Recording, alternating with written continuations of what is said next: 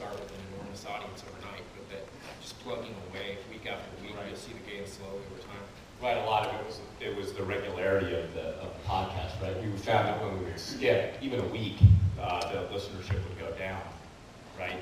Because you learn to expect it, and when you get it, you come back. But if it doesn't happen, like out of the game, right? But in terms of your question, I don't think it actually did increase the readership. I mean, it got killed very soon after. But what it did do is sort of increase the stock of us within the One-Up-Ziff organization, I think. So I don't think it necessarily helped the print magazine, but it sort of kept our sort of brand alive.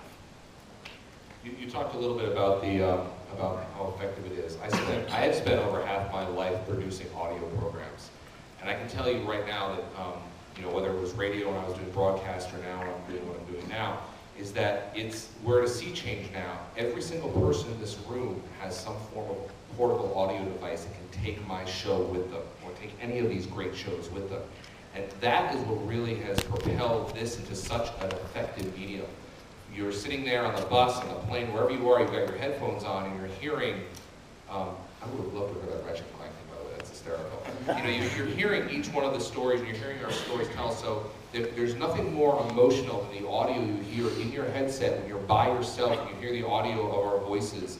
There's something that happens there, there's a connection, there's a magic. And that's really effective. You won't be on television when you're sitting in a room watching with other people, or you're looking at a brochure or television, or excuse me, a print ad. So that's why like I say, I've dedicated over half my life working on audio stuff, and that's what excites me the most about it is we can tell the most fantastic stories, sometimes without the distraction of visuals, and when we're using your mind and your creativity to paint the picture of what it looks like and where we are and what we're talking about. Next question. Thanks, guys. Tall people. I'm here representing the dwarves. I work for Sony Online Entertainment, and we have a podcast as well, and I'm wondering how you handle two of the challenges that we always face when we do ours.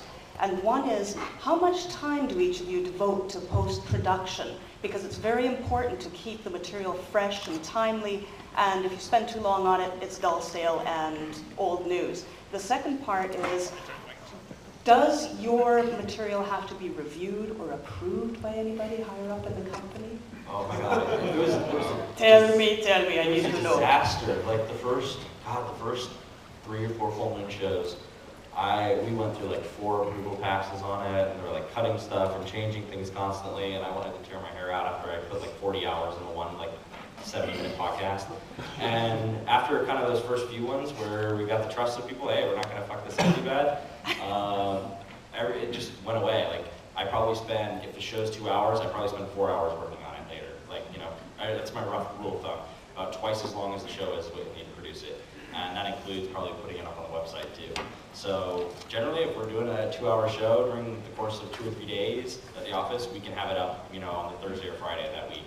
And so we can get a show done within 72 hours that is a full hour-and-a-half, 2-hour show if we schedule it well enough.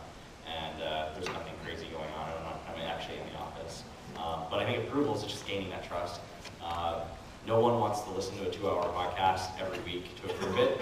And once they realize that they will first say they do, and after a day or a week or 2 of doing that, they will eventually be like, okay, you know what you're doing, we trust you, and they'll give up on that, and you'll be on your own until you really burn down a bridge, and it's the top story on Joystick, and then you'll get called. So this is what I want on Major Nelson's podcast, and apparently there's a Sony mandate not to go on his podcast, I guess. Is there? Can you answer that question? Is there? Well, actually, I work for Sony Online Entertainment. It's a little different and a little more mobile than the other. Yeah. It was a very angry email the next day, because I was the first person to cross the line and do it. Yeah. Believe me. We have had our share of angry emails. Yeah. So Okay. Jeff, you just put a new show out. What's your post process, and how hard is it to get through legal? Right. Samantha, my co-host, who's sitting over there, she does most of the post-production, and we try to record on a Friday and try to put it up by Tuesday. So we'll actually sit in the EA's Media Lab where we record after for at least a good couple hours, doing the quick edits. We'll take notes if somebody said something bad, or if they just fumble too much, or whatever it is, and we'll do quick edits there. We'll fill in music cues with the sound engineer.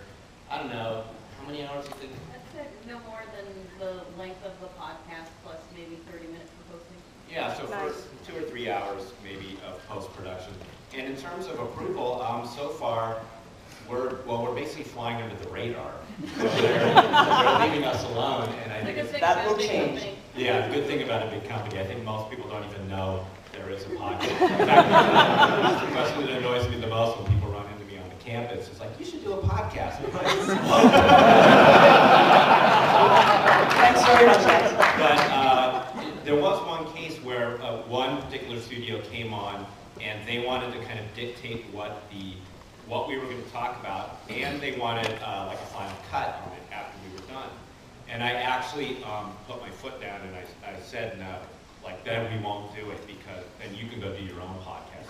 I actually won that fight, so that felt good. And then the result was, it's really what you're saying. They heard it and they realized they had nothing to be afraid of. We were just being very nice about the game, and so it's a trust thing. Yeah. Ken, I'm going to guess, knowing you pretty well, that you are approval.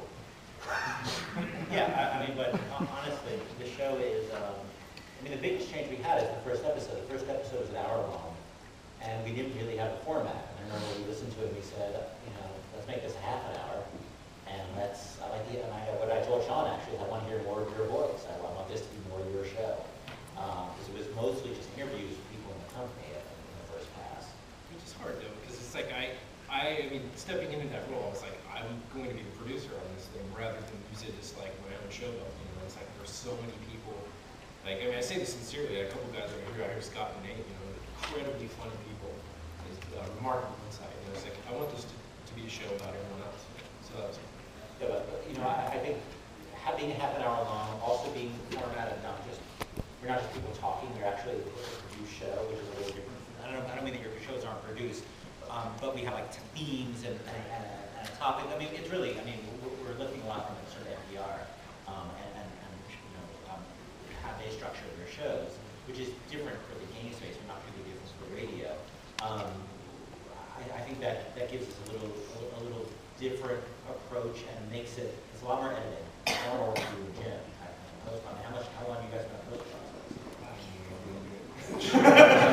It's a lot. It takes a lot of work to do. I mean, the other downside is that there's frequency issue, because I think that it is really important to have your podcast come out like as frequently as possible. In an ideal world, it comes out. You have people able to discuss the content online, argue with you and stuff, and just as that conversation is starting to die, it's like, boom, you put out another one, you maintain it, and that's the trade-off. But at the same time, it's like, it feels great to put out a show that I think sounds as nice as our show does. I mean, it's weird, because all of a sudden we're producing a radio show. What do I know about producing a radio show? And, you have some experience in podcasting. This is a different kind of show. We're sort of figuring it out as we go along. I'll let the next person go, but Sony lady, I'm happy to chat with you later. Yeah, we have about 5 minutes left, so we're probably not going to get to everybody. But. All right, this should be quick, and it keeps going on what Ken started talking about. I'm curious what informs the style or how the podcasts are put together, if there's any inspiration as far as what shows you're emulating, or if there's something that decided how you put the show together. Is it, a podcast or a radio show? I think everyone wants to know if we're inspired by Robert Ashley's Life Well Wasted. And the answer would be yes and no.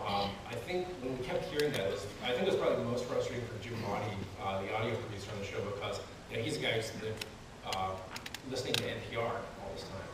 And he's like, I don't understand, why aren't they saying that we're ripping off NPR instead of and I'm like, well, a lot of gamers don't listen to anything but gaming podcasts, Jim, so keep that in mind. But yeah, Robert does amazing work, close friend of mine. But really it's NPR just structured shows that have recognizable beats and very quick pacing. Indeed. I know. Oh. Grab the next question. Sure. Yeah, this is kind of for Julian a little bit. You guys, gamers with jobs, kind of you don't have a product to tie it into.